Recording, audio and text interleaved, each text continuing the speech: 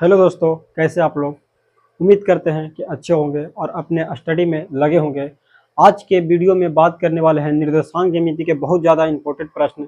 ऐसे प्रश्न board exam में आपके बहुत बार पूछे गए हैं। आज की जो सेशन होगा वो निर्देशांक ज्यामिति का एक PYQ सब्जेक्टिव पे होगा, जो आपको बोर्ड एग्जाम आने वाला बिहार बोर्ड एग्जाम 2025 में ऐसे प्रश्न पूछने की संभावना काफ़ी ज़्यादा है। आज के सेशन ध्यान से देखिएगा, आपको ये बहुत ज़्यादा आगे तक जो प्रश्न है वो आगे तक आने वाला एग्जाम में ये बहुत ज़्यादा इम्पोर्टेंट होगा। और आज के सेशन हम इसी क्वेश्चन पर करेंगे। देख रहे होंगे स्क्रीन पर जो आपका क्वेश्चन लिखा गया है, इसे एक बार रीड कीजिए। रीड लिखा हुआ है क्वेश्चन में कि के का किस मान के लिए, है ना, जो कि बिंदु 2 और 3 दे दिया है, कोमा 4 कोमा के और 6 कोमा -3 संरेख होगा। हम आपको बता दें कि संरेख तभी होता है जब उसका क्षेत्रफल किसका बराबर आ जाए, 0 के बराबर आ जाए। यदि त्रिभुज के क्षेत्रफल 0 के बराबर आ जाएगा तो वह संरेख होगा, अन्यथा नहीं होगा। तो चलिए इस क्वेश्चन को सोल्यूशन करते हैं बहुत अच्छा से। तो सबसे पहले एक छोटा सा त्रिभुज बना लेंगे ताकि यहाँ पे देखने में अच्छा लगे, बनाने में मजा आए। तो यहाँ पे ए, बी और सी अपने मन से नामकरण कर लेना है। ए के वैल्यू सबसे पहले वाले मान में रख देना 2,3।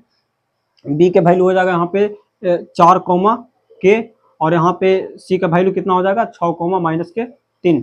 अब यहाँ पे क्या करना है आपको कि लिख लेना है कि x1 के मान कितना है, x2 का मान कितना है और x3 का मान कितना है। तो आगे x होता है तो इसमें x1 के मान हो जाएगा 2, x2 के मान हो जाएगा 4 और x3 का मान हो जाएगा 6। उसी प्रकार लिख लेना है y1, है ना, y2 और y3 का मान लिख लेंगे आराम से। तो y1 का मान 2 हो जाएगा, सॉरी 3 हो जाएगा, और y2 का जो मान हो जाएगा वो k हो जाएगा, और y3 का जो मान हो जाएगा वो -3 हो जाएगा। हम लोग x1 x2 और x3 और y1 y2 y3 का वैल्यू लिख लिए। इससे क्या होगा कि बनाने में काफी ज्यादा हेल्प होगा। ठीक है, चलिए आगे बढ़ते हैं। इसके बाद यहाँ पे सबसे पहले तो आपको इस कोने में हल लिख देना है ना, हल पक्का लिखना ताकि यहाँ लगे कि यहाँ से क्वेश्चन जो कि सोल्व हुआ है। अब इसके बाद हम लोग फार्मूला जानते थे क्या कि यहाँ पे कहा त्रिभुज के किसके बात किया, संरेख। तो सबसे पहले त्रिभुज के क्षेत्रफल का सूत्र लगाएंगे निर्देशांक ज्यामिति वाला।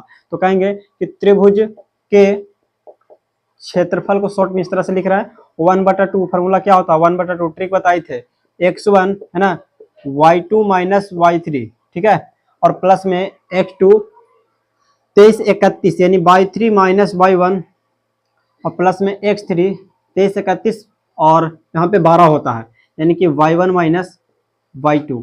ठीक है, ये आपका सूत्र है, ध्यान से देखिएगा। ये सूत्र आपको याद करने पड़ेगा। हम ट्रिक बताए हैं कि 1/2 x1 23 यहाँ पे यानी कि y2 - y3, प्लस में x2 23 31 यानी कि y3 - y1, और प्लस में x3 हो जाएगा यहाँ पे y2 यहाँ पे y1 - y2। आपको ट्रिक से याद रखना। कैसे याद रखिएगा, बीच वाला अंक याद रखना 23 31 12। ठीक है, किस तरह से सेट कर रहे हैं, पहले करना y2, उसके बाद माइनस, सभी में देखिए सभी में माइनस कॉमन है, उसके बाद y3, उसके बाद y3, उसके बाद माइनस में y1, उसके बाद y1, उसके बाद माइनस के y2। तो आपको ट्रिक के माध्यम से याद रखना सूत्र, तभी आपसे क्वेश्चन बनेगा।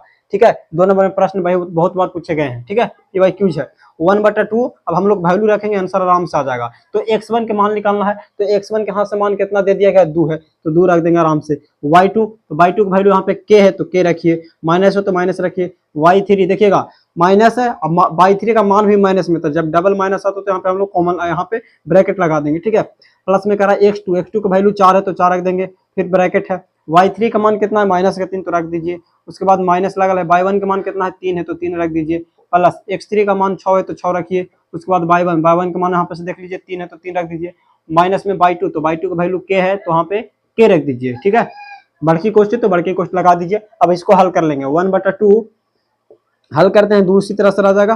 तो यहाँ पे इससे पहले अंदर के मान को हल कर लीजिए, तो देखिएगा हो जाएगा यहाँ पे कितना हो जाएगा k प्लस में 3। उसके बाद इसको हल करिएगा तो यहाँ पे आ जाएगा कितना, जुड़ करके यहाँ पे आ जाएगा -6 और प्लस के, तो प्लस माइनस हो जाएगा, यहाँ पे गुना कर देते तो 6 चक्का यहाँ पे कितना आ जाएगा 24 आ जाएगा। उसके बाद यहाँ पे गुना कर लीजिए फेरफार, तो 6 × 18, उसके बाद फिर माइनस आ जाएगा 6 के। ठीक है, माइनस कितना आ जाएगा 6 के आ जाएगा। ठीक है, अब इसको हल कर लीजिए, 1/2 उसी प्रकार से रहने देंगे, और इसको हल करो। पहले सबसे पहले इसको हल करेंगे तो आ जाएगा 2k और प्लस 3 दूना 6। उसके बाद यहाँ पे देखिए ये दोनों में से घट जाएगा तो माइनस के यहाँ पे 6 बचेगा, और यहाँ पे बचेगा माइनस के 6 के। ठीक है, अब इसको हल कीजिए, देखिएगा ध्यान से, ये 6 से प्लस माइनस खत्म हो जाएगा। ठीक है, प्लस माइनस खत्म हो गया, 2k माइनस में यहाँ पर है, यहाँ पे जो है कि माइनस के यहाँ पे 6 के है तो दोनों घट जाएगा। यहाँ पे हम आपको लिख देते हैं कितना बच जाएगा। तो आज याद रखिएगा 1/2 है ना, 1/2 और गुना में कितना बचेगा, तो यहाँ पे 6 को वाला में से 2 को घट जाएगा, तो यानी कि माइनस के कुछ बचेगा 4 के बचेगा, कट जाएगा के बार में 2 बार में, यानी कि -2 के।